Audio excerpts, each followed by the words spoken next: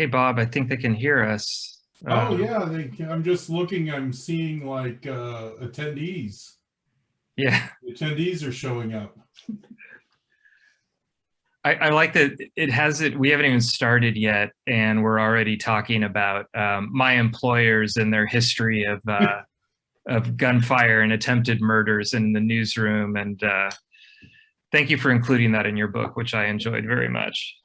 That was yeah. I'm glad. It's like it is like I'm jumping the gun here because it is like my favorite part of the book when people ask me what it is. What's your favorite crimes in San Francisco? And it goes down to the DeYoung newspaper family, the DeYoung crime family. Yeah. And just like that, and that was only San Francisco that newspaper publishing was that violent, because I do quote from like a snarky Brooklyn Daily Eagle article from the time where they're like, newspaper publishers they usually die in bed like most people. It's only in San Francisco that they're shooting at each other all the time. Yeah, well, I remember like when I got hired, one of the first things I did, and this is I was at the Examiner for a year, but I got to the Chronicle, and one of the first things I did was just start digging up all the facts on this, because I knew like my friends and relatives were going to ask me about it. Didn't your publisher 130 years ago try to murder the mayor? But yeah, a lot of good history there. I love your posters, by the way. The Harryhausen room here. Yeah. What's the third one? I see Voyage of Sinbad. Yeah, there's Seventh Voyage, Golden Voyage, and back there is Valley of Gwangi, the Cowboys versus Dinosaurs movie. Oh, good one. Yeah, I should maybe move Gwangi over to. I should shuffle them around. And I've got 1 million years BC with Raquel up here on the wall, facing away from us. What? It came from beneath the sea in 55. What does the movie poster for that look like? Is there like is the Golden Gate Bridge or ferry building getting eaten by that octopus? I'd have to look. I think they might have been being weird and coy and just like there's tentacles, but yeah, I don't think they have the image that you want of like the ferry building being torn apart by the giant tentacles. Yeah, I don't think it might be just kind of lots of big titling and then tentacles off to the side of them and actors looking worried. Well, Harryhausen talk with Bob and Peter. That should be my next book. Ray Harryhausen in San Francisco. Oh God, I love that. Did you ever get to meet him? Yeah, I did. I did a couple of times. Once at San Diego Comic-Con in the 90s. Yeah. So you guys, I think we do we want to officially start? But I want to say that I think I saw that Sinbad movie when I was really young at the Stonestown Twin. Oh, nice. Still there. Stonestown Twin. For another minute, right? Yeah. It was my favorite theater when I lived in Daly City. It's still my favorite theater. Like all the parking, you just like all the parking you could possibly want. Okay, so we're gonna get started. Welcome everybody. You are in for a treat tonight. Thank you for joining us. My name is Nicole Quadra. I'm with San Mateo County Libraries. And it's my pleasure to bring you Bob Calhoun, author of The Murders That Made Us, and Peter Hartlaub, culture critic for the San Francisco Chronicle and co-host of the Total SF podcast. I love podcasts. I'm a big listener, and it's one of my favorites. So if you haven't checked out Total SF, you are in for a treat. Bob and Peter will be in conversation about the book before answering questions from the audience. So probably at about 7:40, we'll begin taking audience questions. But before we jump into that, you probably see on your screen rotating a slide for an upcoming author talk, which is Work Won't Love You Back with author Sarah Jaffe. That's Wednesday, November 3rd at 6:30. I'm just going to read a little blurb from Teen Vogue, why not? That Jaffe was a labor journalist before it was cool. Jaffe has been covering worker struggles and the nature of work for over a decade and is one of labor's leading voices and guiding lights. Her first book in 2016 was Necessary Trouble, Americans in Revolt. And her latest book is Work Won't Love You Back, How Devotion to Our Jobs Keeps Us Exploited, Exhausted, and Alone. She's turned her trademark laser focus on the problem of work, who's doing what, the value placed on the result, and the impetus behind labor. So please consider joining us for that. Just some quick housekeeping. Your microphone and video will be turned off, but please feel free to use the chat and to submit your questions in the Zoom Q&A on the toolbar at the bottom of your screen. For those who'd like to access live closed captions for the event, click on CC on that toolbar, then show subtitle. So we're super excited, of course, to host Bob Calhoun, a San Francisco Bay Area author and journalist. In his regular San Francisco weekly column, Yesterday's Crimes, Bob recounted his city's most gruesome and lurid events. The Murders That Made Us delves deeper into the Bay Area's grisly 170-year history, weaving together a tapestry of obscure historical moments that made San Francisco into what it is today. Bob and Peter, we are so glad to have you both here this evening. Take it away, Bob and Peter. Hey. Thank you so much, Nicole. It's been absolutely great to work with the San Mateo County Libraries. And welcome, Bob. I'm super excited to be doing this with you. Yeah, thanks, Peter. Thanks for doing this. And thanks, Jenna and Nicole and Julie and everybody at San Mateo County Libraries. It's like a homecoming for me because, you know, San Mateo County is the county I've spent the majority of my life in. I'm in the East Bay now in San Leandro, but like a lot of this book was written in San Mateo County, and I definitely used a lot of libraries, you know. Thank you, librarians, for keeping books even from the 50s on those shelves. I would find which library had them and drive or take BART and go get those books as I needed them to research the murders that made us. Well, let's keep that library tribute going. I think we both worked at a library in San Mateo County. Bob, you were an employee, was it in Menlo Park? I was in Menlo Park, and I was there the day of the Loma Prieta earthquake. I got off work at 5 and was all excited to watch the World Series.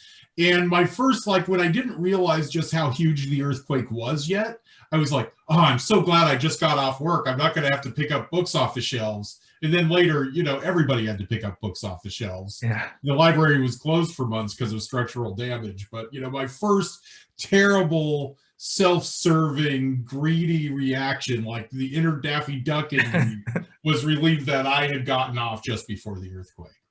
Well, I worked at the Burlingame Public Library in the children's section, and it was the best job. I was really shaped by it, and I felt so lucky. All my friends are like at Burger King, and I'm, you know, giving recommendations for Shel Silverstein for 8-year-olds. It was fantastic. Libraries have continued, though, to shape your career. To this day, whether it's researching or just your day job, libraries have influenced you. Is that correct?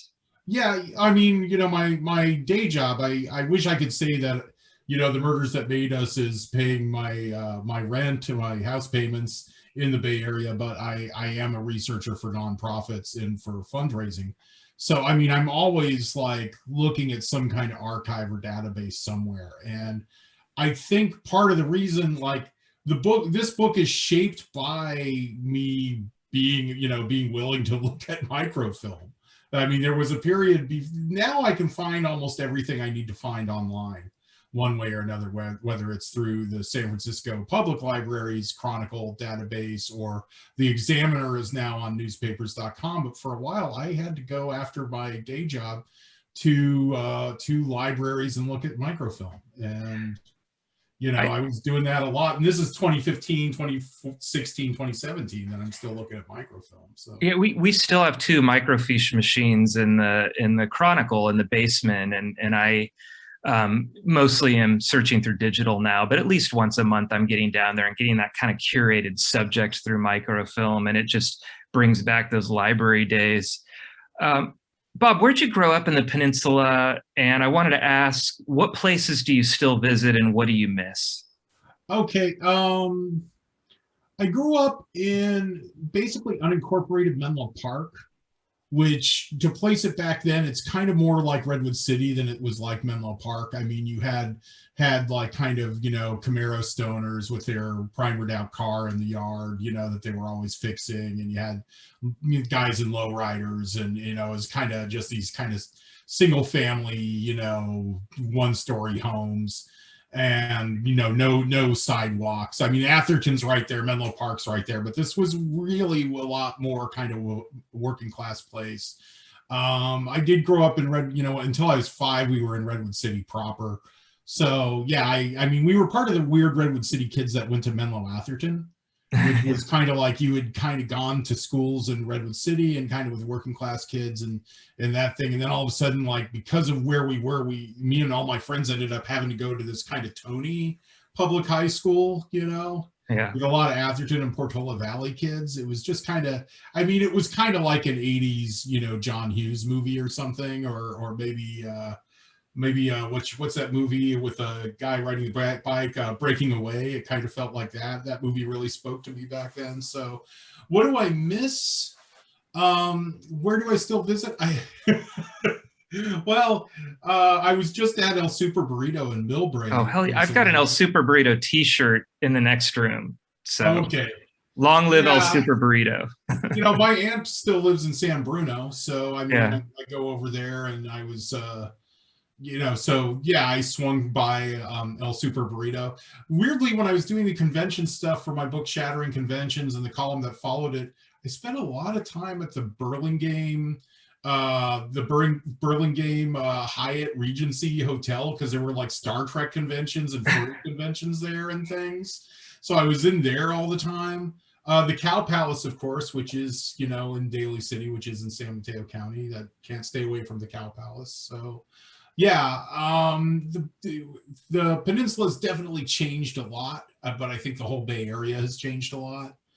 There's little footholds though, Yeah. as long as Toto's is there. And you took me to a place in Colma, I think, that had really good lumpia once. So hopefully that's still 7 Mile House in Brisbane.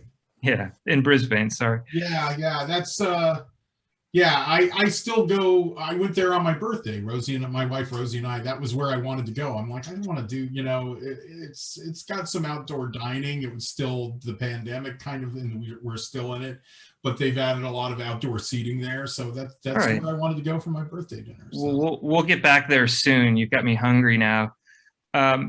Your books all have this really strong foothold in the Bay Area. You mentioned Shattering Conventions, and it's often kind of the weird and wacky side of the region gets in there. Obviously this murders book is a little more serious than that, but there's also some, the oddities of the area. Is there something about the Bay Area that inspires you or attracts you to write about it? I think it's because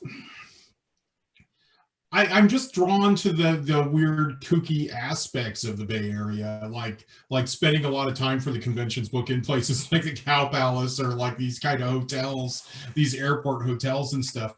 And I've lived here my whole life, and if I don't write about that stuff, really, who is? Well, maybe you are. You write about a lot of similar things, but that was one of when I started doing the crime columns for SF Weekly.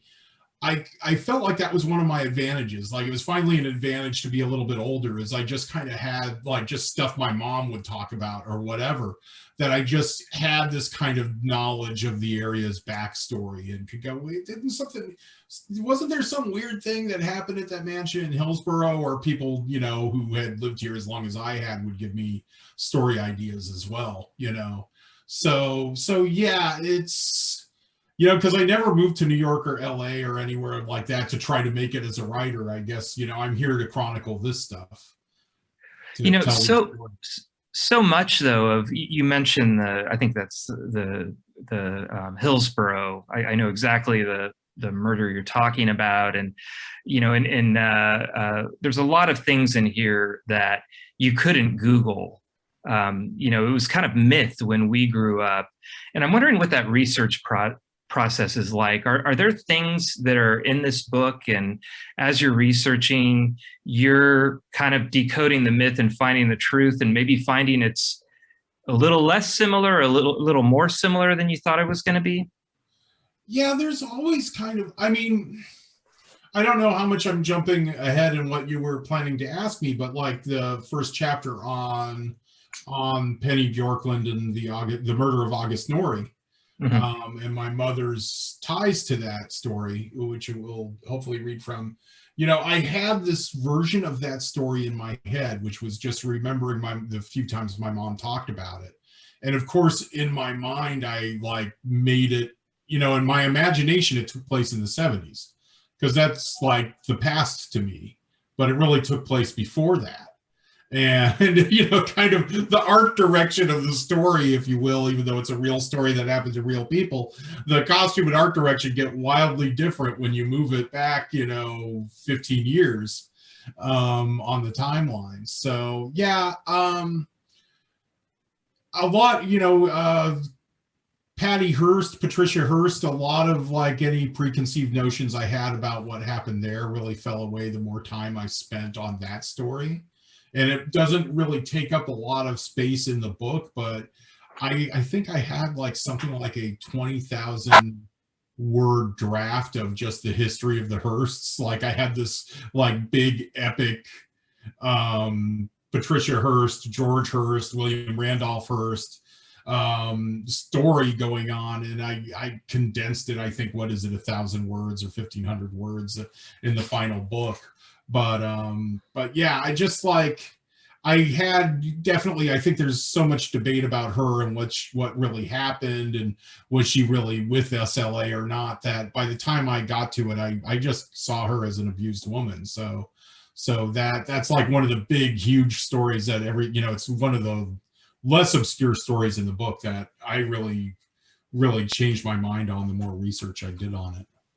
Do you get a little more charge from the more obscure stories?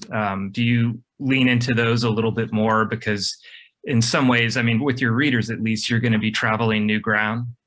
Yeah, definitely. I mean, some of the research process on this, and I was doing a column every week for a while, and then every 2 weeks after a while, it would be just to answer questions, like questions I had. And it would be like, why is the Black Dahlia? Why is Elizabeth Short in Oakland? How did that happen? Because she's from Massachusetts. She was butchered in LA and Los Angeles. Why is she there? And so that's why there's that story there. And that's why I wrote about it. She's not really a Bay Area crime, but you know, she is buried at the Mountain View Cemetery in the Oakland Hills. How did that happen? And then there were just I hate to say it, it sounds really terrible, but I'm writing these stories every week. So it would be like, I would just search for grave robbing, like, you know, search Bay Area newspaper archives, like the Santa Cruz Sentinel or whatever, or San Mateo Times, like whatever was on newspapers.com for grave robbing. And I found the sad story of, what's her name, Dorothea Cifuentes, whose grave was robbed at the Holy Cross Cemetery in Menlo Park. You know, it's like you know, the creepy grave digger there dug her up and dug other bodies up. It's a weird story, but it would be like, you would just come up with random crimes like cannibalism, you know. Was there ever an incident? It's a terrible, morbid, horrible thing, but you know, that's what the book is. And that would lead me to find these crimes, you know, and just, you know, just crimes of various places. I tried like I've spent every way I could figure out how to do a search string to try to find a crime worth writing about at Playland at the beach, and could never find one. You're muted, Peter, Sorry, the dog was barking, so I had muted myself. Oh, okay. But she seems to have chilled out a little bit. A lot of new sounds going on with the rain and everything. Yeah, Playland. There was an escaped orangutan. Maybe you can work that into your next book. But a lot going on at Playland. I have the zoo, and those are crimes against animals. Like somebody poisoned an orangutan at the zoo, and there was a terrible. There's been a lot of tragedy and misfortune at the zoo, but Playland, like you can see, like, oh, a bunch of kids were rowdy and the cops busted them. It's like there was never any. I'm like, wasn't anybody selling heroin out of one of the shooting galleries there, or any, out of the fun house? Didn't anything, there was a. I think someone was beheaded on the roller coaster. I recall writing about that, but I'll just, I'm going to take a U-turn back to Penny Bjorklund, and you start the book with your personal connection to a murder. Talk to us a little bit. I mean, give us a little bit of more of the background on that, and what's it like, kind of sleuthing your own family? It's okay. The book begins in 1959 with a story that my mom used to talk about. She talked about this friend of the family's, August Norrie, who was murdered. But I'll do a little bit of a reading about it in a second. And my mom had died in 2009, and I never really got that story from her. It was like you started to realize all the stories that you should have recorded, that you should have written down, that you hadn't. And that was the story I tried to decode the most. And even like talking to my dad about it, I could talk to my father about it. I talked to my uncle about it, my mom's brother, who's no longer with us as well. My dad still is, but you could tell you were kind of treading on, you were kind of digging things up. Like they were interested to hear what I came up with, but there was also a kind of unease about it. Because I'm trying not to give away what I'm going to be reading, because I will go over some of this ground. Should I just do the reading? Sorry. I'm going to stop muting myself. Yeah, let's go into that. And just want to remind people, if you have any questions, go ahead and put them in the Q&A, because we will have a Q&A at the end. Bob's going to read a little bit. I'm going to ask a few more questions, and then we'll get to what you all want to know. Yeah. So looking forward to this, Bob. Yeah. If I read about it, then I won't be kind of cutting myself short. And then we can fill in the story after that. It'll be a little bit easier because I won't risk repeating myself. But here we go. Chapter 1, My Mother, the Murder Suspect. My mother, Jackie Calhoun, only talked about the murder sparingly. Her hushed tones when she did stood in sharp contrast to how she spoke of everything else. Tales of a fight at the laundromat over the dryers, or that time the doctor threw a pen at her hypochondriac friend, were retold often and in excruciating detail. My mother loved to gossip, and though the murder was her juiciest story by far, it was different. It was serious. The details of the murder that she told me were muddled in my memory by the names of friends and acquaintances she knew before I was born. From what I remember, a friend of the family's was shot in his truck by some crazy woman he picked up somewhere. He called her either a stupid fool or a stupid bitch, depending on the telling. That my mom could know this little detail didn't make sense, because the murder took place in the suburban woods somewhere on the Bay Area Peninsula. But there was one other detail of the murder that really stuck in my mind. My mom spoke of growing suspicion among her clique of suburbanites as the murder investigation dragged on unsolved for months. You started to suspect everybody, friends, neighbors, she said. You didn't know who to trust. You wondered who could have done it. I always meant to write an article or even a novel out of all that backyard paranoia, but I never thought of asking my mom to retell the story of the murder until it was too late. She passed away in October 2009 after cancer had shrunk her down to almost nothing.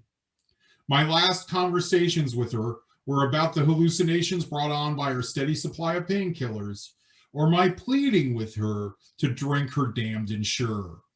I've never tasted Ensure, but it must be horrible. Elderly people would rather die than drink it. During those final days, I never asked my mom about the murder or anything else for that matter. I didn't get the story of how she moved to San Francisco from Oklahoma in the 1940s, divorced my dad in the 70s, or that time in the 50s when she went to the Black Cat, a Seminole gay bar, with my dad and uncle, and all the men hit on them and ignored her. I know about these stories well enough to tell you about them, but I only have recollections of her recollections, usually delivered from her favorite chair as she lit a smoke. Details are scant and murky. My dad, Leo Calhoun, is in good health, but he's pushing 50, or pushing 80.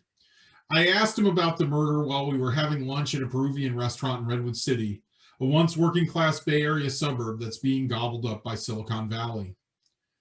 Do you remember the murder that my mom used to talk about? I asked. I think it happened back when you both lived in the Redwood City Hills, or maybe it was South San Francisco. I got the impression it happened out in the woods somewhere, but not too far out there. August Norrie, he answered, letting the victim's name hang in the air for a while. You know, your mother was questioned in the murder investigation, he said. She matched the suspect's description. A blonde was seen leaving the scene of the murder in Norrie's car. Your mother was blonde, and we lived next door to the Norries back then. They were looking for someone who was having an affair with him, he added. This was a shock to say the least. My mother never mentioned being braced by homicide dicks. I'd remember that. Anyone would remember that. Thank you, Bob. That was wow. So your father still around. How much of this book is you starting to talk to your family and piecing this together, not just with them, but you know, as you're finding things out, you know, what's going on in your head? Well, that chapter, definitely. I mean, I talked to my dad. I walked around San Bruno Mountain with my dad. And that was, I never could find a way to bring that into the book so much, except in the dedication. Mm-hmm. But we're driving up there, and he was driving, and he's still trying to drive the way he would have driven back then. But there's all these extra streets as development crept up the hill to a certain point, and he's kind of gets mad at the streets that used to not be there. And we walked up the mountain, and he thought he could remember where August Norrie's body was found, and it is in the book, and I'm sure we'll clarify a bit. Let me just back up slightly. August Norrie was this kind of local handyman type, did gardening on the side, but he was also like an Arthur Murray dance instructor, and he was a minor league baseball player for a while, but couldn't quite make it into the Seals, or let alone the Giants. And he was a guy with like the Errol Flynn mustache and everything, and kind of maybe a local Lothario type. But he was married, and he had a kid on the way. But he was up on San Bruno Mountain in February 1959, and he was dumping lawn clippings up there, because people just dumped stuff on San Bruno Mountain back then, which, for those who don't know, it's a mountain that borders the San Francisco, San Mateo County border. It's right there on the San Mateo County side. And he ran into this young woman, and she shot him 18 times with a revolver, which means that if it was fully loaded, she had to reload it twice. And she just kept shooting at him. And so she flees down the hill in his car. She almost runs over a couple of kids who were playing in the street, because kids used to play in the street in the 50s. And they gave a description which led the cops to my mother. And when I was researching this, I contacted San Mateo County Sheriffs, I contacted Daly City Police, and I was trying, and the courts, just trying to get as many official files as I could. Because I was hoping that maybe somewhere in some dusty archive in one of the police departments, that they had maybe even the notes of these cops questioning my mom. And I was never able to find that. Really, the reporting on this, the courthouse wasn't able to give me records on the court case. Really, what I was able to find was in newspaper archives, and also talking to my dad and uncle. Our paths crossed during the research process. I was digging through the Chronicle looking for Penny Bjorklund photos, and I thought those photos said so much, because, I mean, she looked like it was all just part of some entertaining things she was going through, wearing sunglasses, kind of smiling as someone's opening the elevator. And I think about it like, this is something we don't talk about. I hadn't heard her name, and I dig through the archives. But if this happened right now with her demeanor and her personality and these facts, this would have blown up on Twitter. It would have been on cable news. I just think about the different eras that we lived through and how we process crimes now and how big this crime, I think, would have been. I'm curious what you think. Well, it was really big back then. I mean, I'm looking at the newspaper headlines on the San Mateo. I mean, everybody covered it. The San Mateo Times, it was a big story for them. It was a big story for the Cron and the X. And also, I went to the San Mateo County Historical Society, or is it an association? Somebody correct me, whichever one it is. And they have the clippings files for the Peninsula Times Tribune, which was like a Redwood City Menlo Park paper from back then. And, you know, that's the one thing, not to go off too much in a tangent, but we've kind of destroyed the newspaper business so much. And when I look at these older stories from the 50s, 60s, 70s, 30s, 40s, there's all these different papers, the Oakland Trib, and now we're kind of down to almost like 2 Bay Area dailies with, you know, some, you know, the Examiner, but I mean, the Examiner was more of a full paper back then. Sorry. But I mean, you know, I kind of wonder just how much material there is, because I would just get different bits of information from each different paper, because you have different writers and you also have different editorial standards in each one, or different editorial direction. But not to go too much into the news business, but yeah, the murder of August Norrie, when it happened, it was such a big story. Like it's like in, you know, Pearl Harbor bombed, man lands on the moon, you know, 52-point type. And then below the fold on that day's paper is like 3 rock and roll singers die in plane crash. So it like pushes Buddy Holly, the death of Buddy Holly, to like a corner of the, it still was on the front page, but it's way below the August Norrie murder. Yeah. On the San Mateo Times. And that was something that really stuck out in my mind when I was looking through it. It was like, you know, I also was thinking of like these 50-year-old men writing about Buddy Holly and the Big Bopper and Richie Valens and totally not getting why they were important at all. But, you know, 50-year-old men in 1959. But yeah, it was a big story, at least in newsprint. It was big while the mystery persisted. It kind of goes away for a few weeks, but then when Penny Bjorklund is caught, then it becomes a huge story again, and everybody was covering it. It was, you know, like I think a big chunk of the Chronicles, you know, the section A was taken up by her that day, of all the daily papers, at least like San Mateo Times and Sure. So, but yeah, as far as like Twitter or instant media, you know, it's just the gossip. Today we could look through Twitter and see what people were tweeting about it. Back then it's like, you know, my mom could tell me about the neighborhood gossip, you know, or my dad could, but it's kind of lost. Yeah. You know, you just, my dad did say that they were followed by police for a while, that they would like go, oh, okay, you know, there's our friend back there. You know, we're seeing him everywhere we go. So it was like they were like in Goodfellas or something being followed. With the helicopters. Yeah. But it's my parents, and they're just like driving down Mission Street or something to go to, I don't know, the Safeway there, if it was there back then. Sure.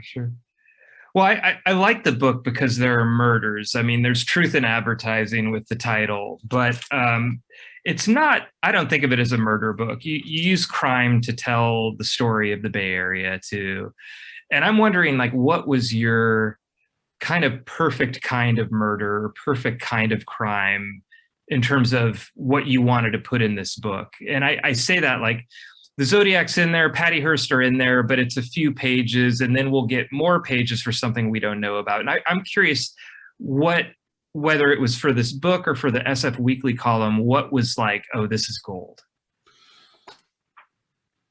Usually something that hit on something else or told a story about a neighborhood at a period of time where, you know, there is the crime, but I also want to tell, you know, even in a story that's only 500 words, I want to tell, or a story that's only 1,000 words. The story itself, I want to tell a bigger story of a music scene or an art scene or something that the murder is intertwined with. There's a story of Robert Opel. He was the Oscar streaker, the guy who streaked at the Oscars, and he was like a gay artist who had a studio, an art studio in kind of south of Market, and he was murdered during a stick up of his apartment or his studio.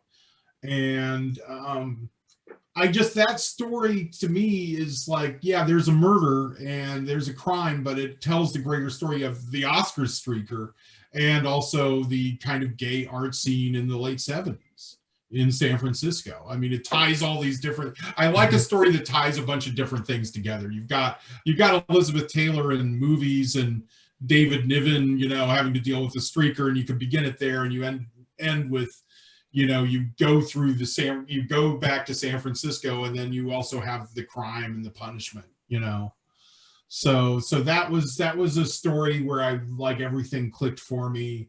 The story of Charles Sullivan, the kind of founder of the Fillmore Auditorium. Incredible story. I had not known about this, and I've written about the Fillmore. I've written about the Jazz Age. I've written about the Cow Palace and the beginnings of concerts there. And I'm sure this name came by in passing, but you told the story beautifully. I'm cutting you off, but I'm glad you got to Charles Sullivan. Yeah, he was African American, and it turns out he was like sold into slavery by his mother to an African American family in Alabama, and he runs away. He's treated terribly, and he runs away to Los Angeles and then San Francisco. And he tries to join unions like the Machinist Union or whatever, and they won't take Black people in those unions. And he, like unfortunately, so many African Americans have to be, he becomes entrepreneurial, and he ends up he ends up driving like as a chauffeur for a rich lady in Hillsborough, and saves all the money and ends up buying like bars and restaurants and gets into the jukebox business, and then becomes like a big club owner in the Fillmore district, and eventually buys that ice skating rink and turns it into the Fillmore Auditorium, and makes it is the kind of premier nightclub theater venue for live blues and jazz in the Fillmore district, which had a lot of great venues for that. But he's also the first guy to really start promoting live music at the Cow Palace. He's promoting like James Brown concerts and Ray Charles concerts at the Cow Palace, and he ends up kind of running the whole circuit up and down the West Coast. And he ends up getting shot, probably for money, because he carried a lot of cash around him, in the middle of the night in 1966 in south of Market, over by the Caltrain station.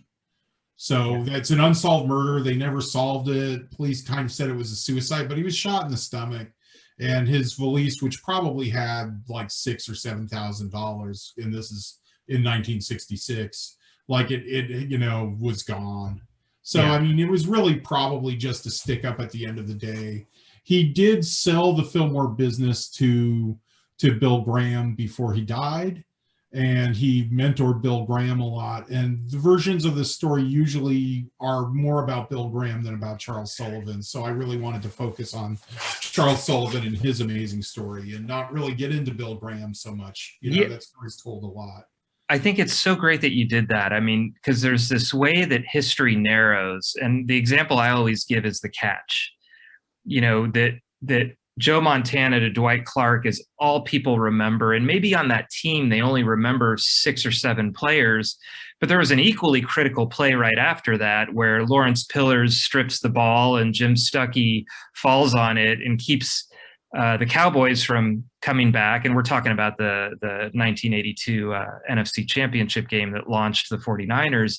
But I think about that, like everybody, for them, the history starts with, Bill Graham started the Fillmore. And it's like, no, there was a guy before that, and it was an ice rink before that, and there was controversies. And I love that your book deals in those kind of, there's the narrow history, and then it brings back that broader history, which brings me to absolutely. I mean, I'm enjoying this book. I'm grooving through it. I'm learning a lot of new things. I'm revisiting some things I know. And then you give me the perfect dessert, which is Ed Barbera from Furniture USA, which, again, you know, in the pre-Google years, I saw this guy on TV all the time, you know, Furniture USA, Ed Barbera, and it was this TV commercial that we all saw.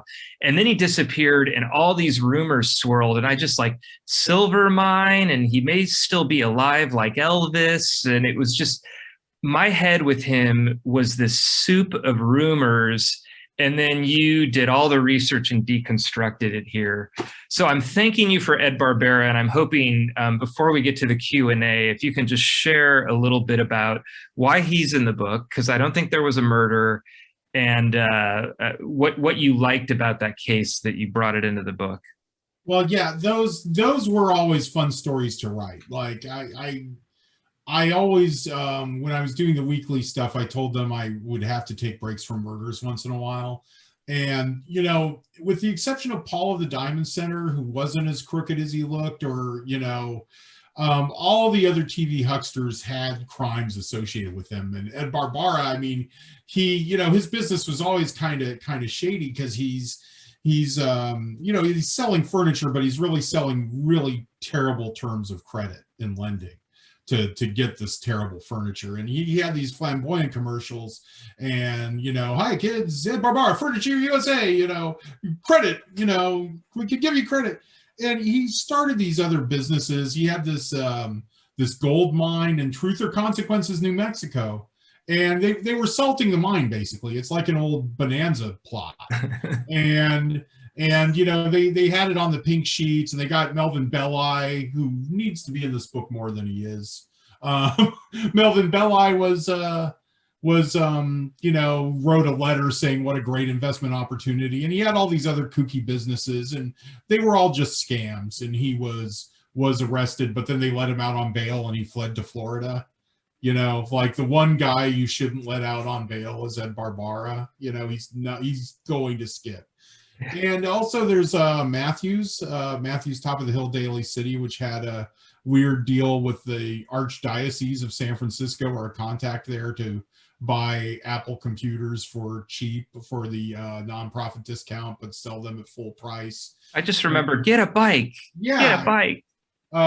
There's a whole chapter of these hucksters, and they're very minor crimes. And it comes on the heels of the chapters on the Milk and Moscone assassination and Dan White, and also the Jonestown massacre, because that stuff was so depressing. It was depressing to write, it was depressing to research, and just kind of on the timeline, you have all these guys, these kind of hucksters in the early 80s getting busted for various things. The Carpet King, you know, had, you know, burned down one of his stores and tried to bomb one of his competitors.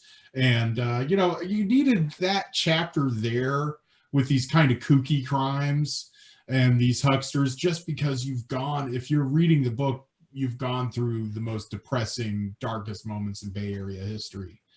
And, you know, I thought, okay, you know, if they're going to continue reading this book for another 80 pages, we should give them something to give them Ed Barbera to brighten the mood, you know?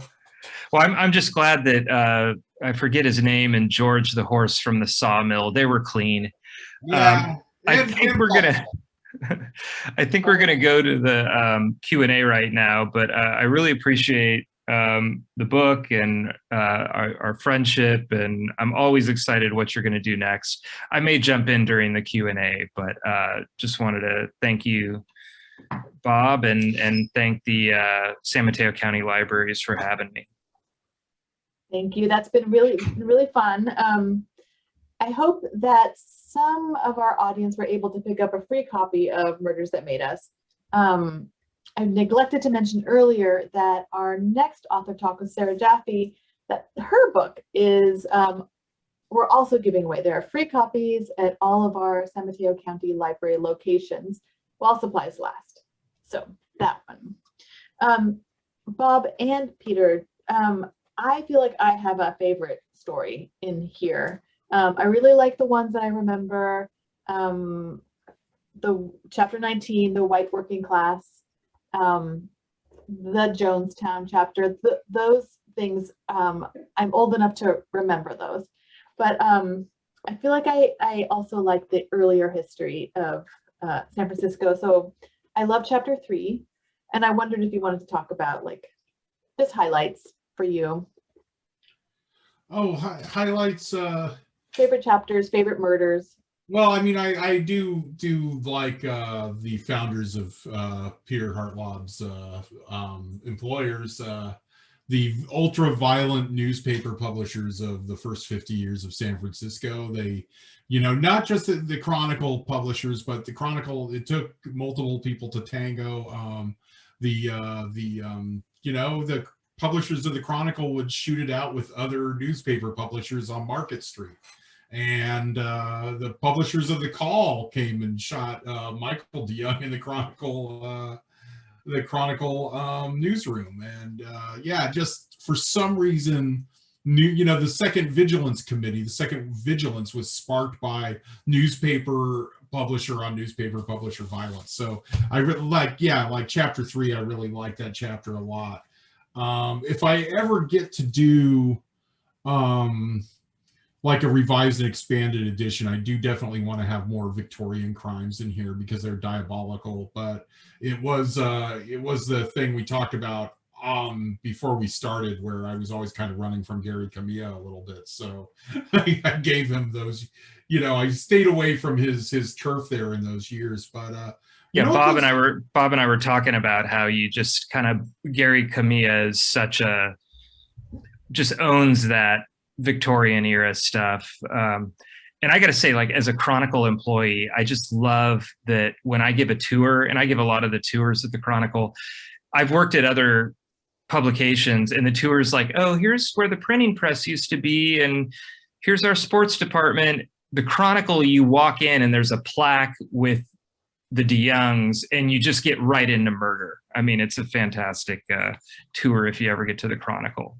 But reading the book live, and it's been strange because this is my first Zoom event, which is crazy because Zoom events are more normal now than other events. But I've done a lot of I did readings just outside, like at Washington Square Park, just because there weren't indoor events yet. So I'm going to show up in the park and read the book. We're all vaccinated, show up. And, people have shown up. My friends have supported me and other people too. But when I read it live, it's like I'm doing this as live entertainment, and people will actually want me to read multiple stories. Like the story of Little Dick, the girl hoodlum, goes over the most. And it's just 400 words or 600 words, but people love the hoodlums. So the hoodlums are, but yeah, Little Dick, the girl hoodlum, people want to know more about her. And I don't know if there is more that we can find out about her, but yeah, like that story is a pleasure to read. And also it's another story without really a murder, because sometimes I'll be reading at like the oddities market in Alameda and there's little kids there. So I'm not going to read some gruesome story about, about Richard Ramirez, the Night Stalker. I'm going to have to read about Little Dick, the girl hoodlum, and Butt Riley, the king of the hoodlums. And I stick to those kinds of little, kind of more quaint, kind of Ed Barbara type stories. Yeah, maybe people are happy to know that we have, a colorful history of hoodlums as well in San Francisco. But speaking of gruesome, Bob, there have been a couple of questions about the identity of the Zodiac Killer. So in your researches, do we feel like we can say with any confidence? No,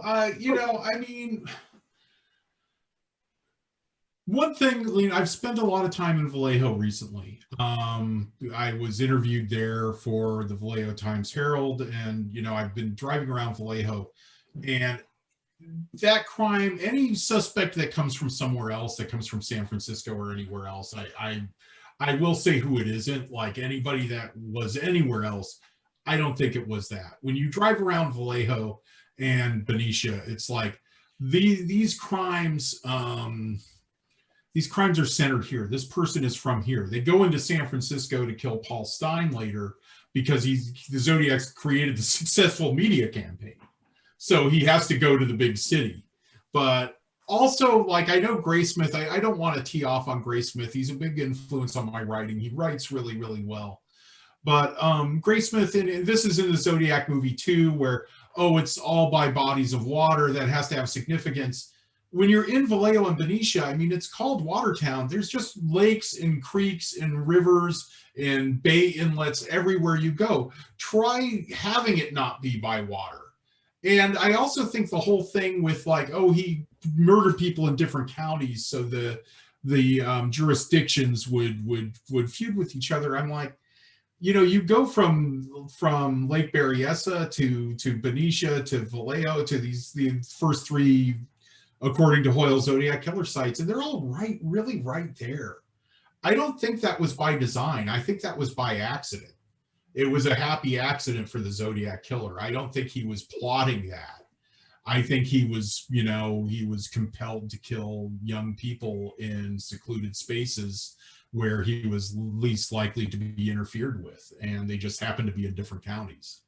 And so I wish, you know, because of the research that's available from other people like Graysmith, you know, he makes a big case for Arthur Lee Allen, but I don't know, you know, but if it's not Arthur Lee Allen, it is somebody else from there, like somebody who lived around the corner from Arthur Lee Allen, you know, probably one of the first people questioned for it out there, who's just kind of like the Golden State Killer, kind of fallen away to time, you know, somebody. But yeah, I wish I had an answer on that, but you know, nobody has an answer on that. So I'm flattered that anybody would think that I do, but it starts there, and it's somebody there. Who knows? Yeah. Right. So there's another famous murder that we have a question about, which is just curious as to why polyclass was omitted. What was that? A polyclass was omitted.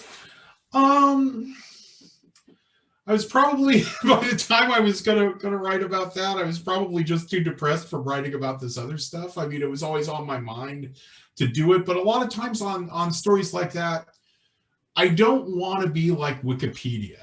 I mean, you could look at Wikipedia, and there's probably a Wikipedia entry on polyclass and Richard Allen Davis that will tell you the basics of the case and with links to other things. I'm always looking for other angles in these stories. So like with the Jim Jones story, I'm really writing about these murders of People's Temple, or strange deaths of people associated with the People's Temple afterwards, because those were the obscure crimes that are attached to this bigger event, this cataclysmic event in Bay Area history, that I could bring up to shed light on that and write about that through these lesser known cases.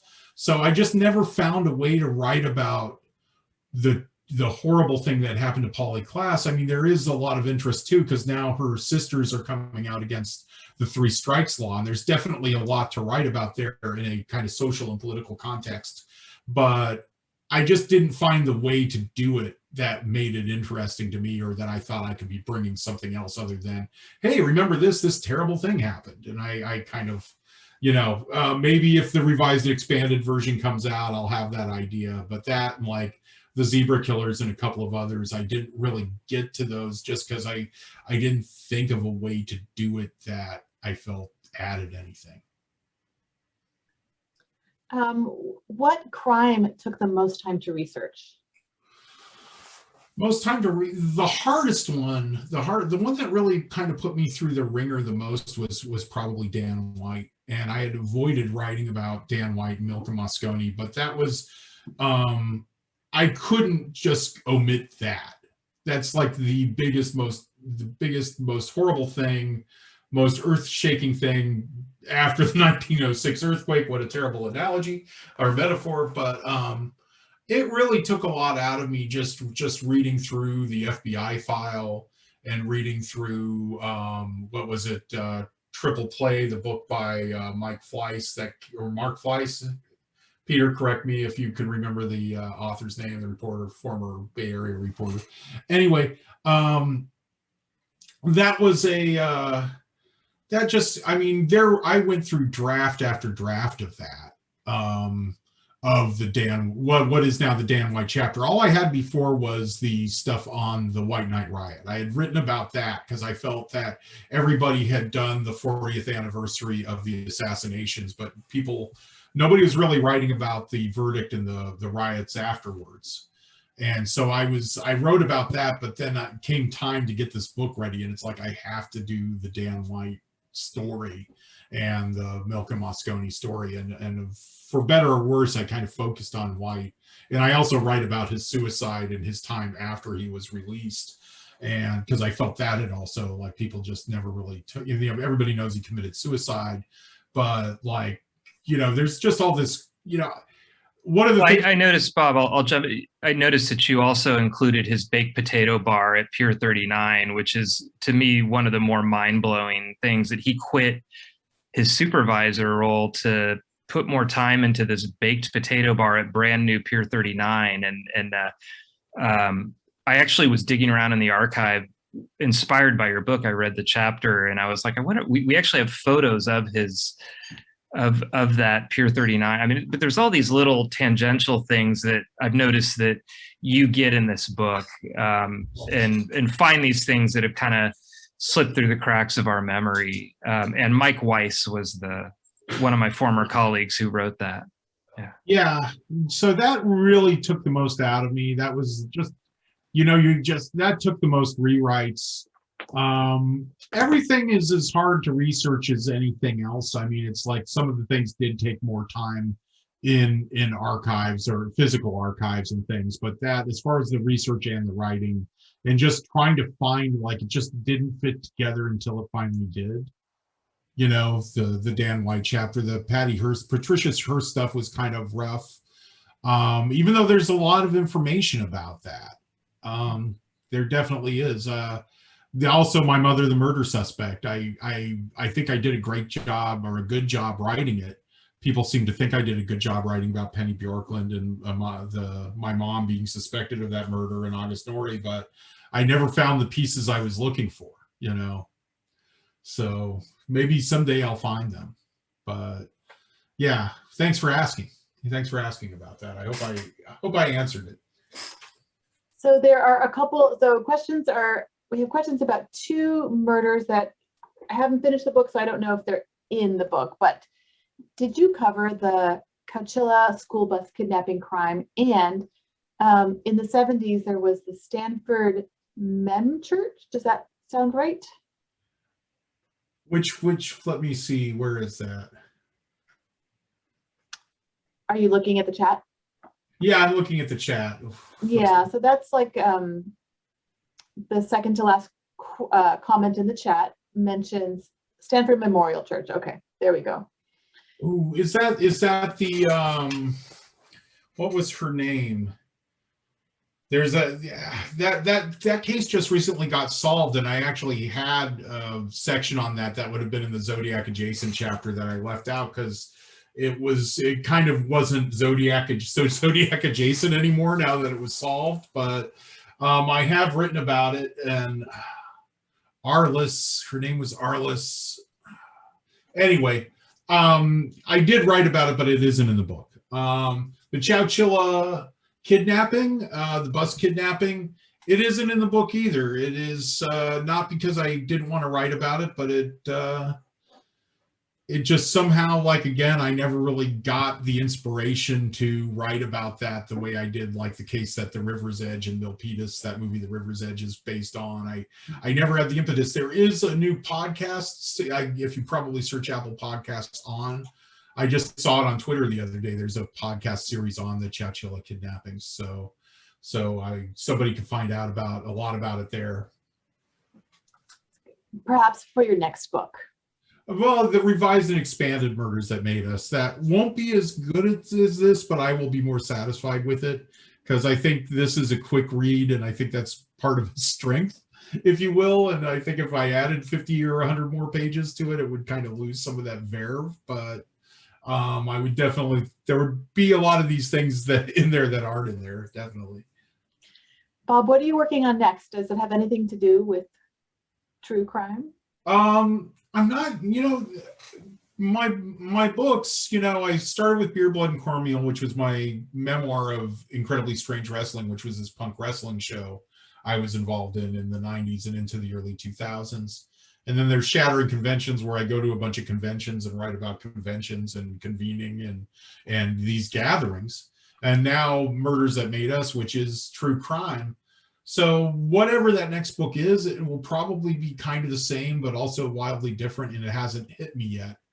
I will say, and I don't really like to talk about this in a lot of detail, but I have had a few TV producers approach me about Murders That Made Us, and so I'm hoping I'll win the Netflix lotto there, and then I can not have a day job for a while and then do podcasts and work on the next book and have that kind of space to do it. But I mean, I've been there with my other weird books before, not as many producers though, so I'm hoping this time I've got volume on my side, so hopefully something will happen. There's a couple of ideas that I like that I hope will happen, but yeah, right now I don't know. Something will hit me, some weird thing, probably in the Bay Area. Just some weird aspect of our culture and life, and I'll start writing about that. I don't know if I'm sure it'll be lurid somehow, but I'm not sure it'll be so murdery. I hope it's lurid. So I also hope that the next Netflix thing happens for you, Bob. We have 1 minute left, so maybe just a final question, and it's for both of you. Do you have a favorite crime writer or reporter that you would like to share? Anyone who maybe has inspired some of this work? Peter, you want to? Anyone at the paper? I'm gonna pump up the Chronicle for a second, and I think our Kevin Fagan is fantastic. He just did the Doodler podcast about a serial killer who was killing gay men in the 70s, the Doodler podcast. But he's our Zodiac beat writer. He writes about a lot of the killings. And what I like about him is he's very sensitive. He's also our homelessness. He's taken on some of our bigger projects. He writes with empathy, but also interest in the more salacious details. And I love his work. And just quickly answering Catherine, I was going to type it, but you might miss it. We do have a newspaper morgue, and it has actual paper copies, and we have a ton of photos there. It's like 4,000, 5,000 square feet at the Chronicle, and we're really lucky to have it because almost every newspaper's thrown away their history. And Bob, to you on crime writers. It is weird. I think the first time I really thought of crime writing was reading Graysmith's Zodiac book, another Chronicle person. But in writing Murders That Made Us and leaning so heavily on newspaper archives, on digital newspaper archives or microfilm, that you start to see bylines after a while of these people. Like there was Maitland Zane I saw a lot. Of course, Paul Avery, who's played by Robert Downey Jr. in the Zodiac movie. He's probably the best known of these guys. There is a woman Chronicle reporter that comes up a lot. Carolyn Ospatcher, I think. Yes. Yeah, I was really I would see the name and then I would go back through my PDFs. Like she wrote about the San Jose lynching, the 33 San Jose lynching, which I have a whole chapter about in this book. And she also wrote about this one kind of incel guy who he's in the 40s chapter of the book, and she interviewed him. She comes up over and over again. And also Warren Hinkle. I mean, a lot of my writing about Charles Sullivan at the Fillmore was a pair of stories that Warren Hinkle did in the 60s about Sullivan.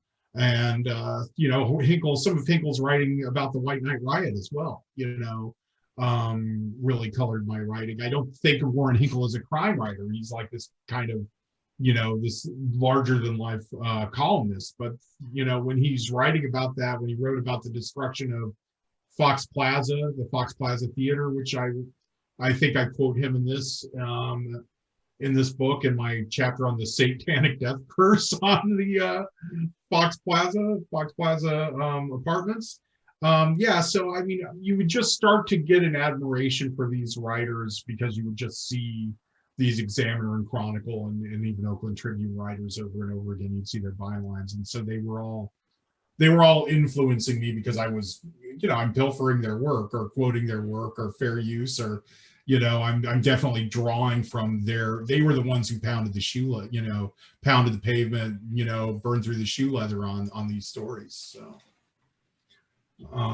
James Ellroy's My Dark Places, also, My Mother the Murder Suspect is my mini version of Ellroy's My Dark Places about his mother who was murdered.